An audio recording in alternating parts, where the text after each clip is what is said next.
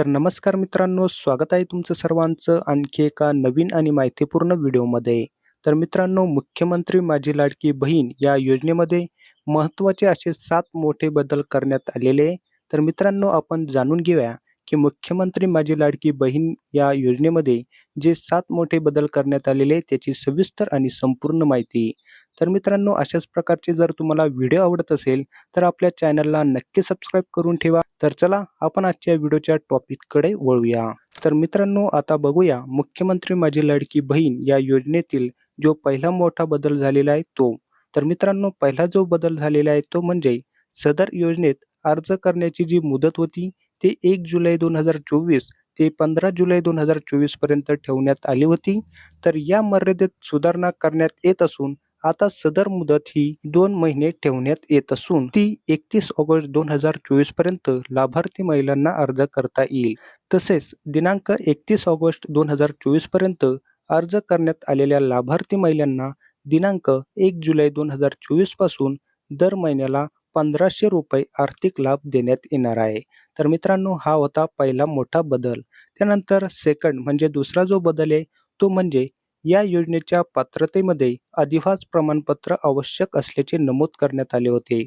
आता लाभार्थी महिलेकडे अधिवास प्रमाणपत्र उपलब्ध नसेल तर त्याऐवजी 15 वर्षापूर्वीचे राशन कार्ड किंवा मतदान कार्ड किंवा शाळा सोडल्याचं प्रमाणपत्र म्हणजे टी-सी किंवा जन्म दाखला या 4 पैकी कोणतेही ओळखपत्र प्रमाणपत्र म्हणून ग्राह्य धरण्यात येईल. त्यानंतर पुढचा तिसरा जो बदल आहे तो म्हणजे सदर योजनेतून 5 एकर शेतीची जी काही अट आहे ती वगळण्यात आलेली आहे. त्यानंतर चौथा जो बदल आहे तो म्हणजे सदर योजनेत लाभार्थी महिलांना वयोगट 21 ते 60 वर्ष वयोगट ऐवजी आता 21 ते 65 वयोगट करण्यात येत आहे. म्हणजे 60 वर्षापर्यंत तुम्हाला अर्ज या ठिकाणी करण्यात येत होता, तर आता तुम्हाला या ठिकाणी अजून 5 वर्ष वाढवून दिलेले आहे.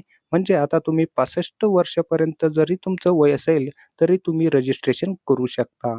त्यानंतर पुढचा जो 5वा बदल आहे तो म्हणजे परराज्यात जन्म झालेल्या महिलांनी महाराष्ट्रातील अधिवास असणाऱ्या पुरुषांबरोबर विवाह केला असेल, तर अशा बाबतीत त्यांच्या पतीचे जन्म दाखला किंवा शाळा सोडल्याचं प्रमाणपत्र किंवा अधिवास प्रमाणपत्र या ठिकाणी ग्राह्य धरण्यात येईल.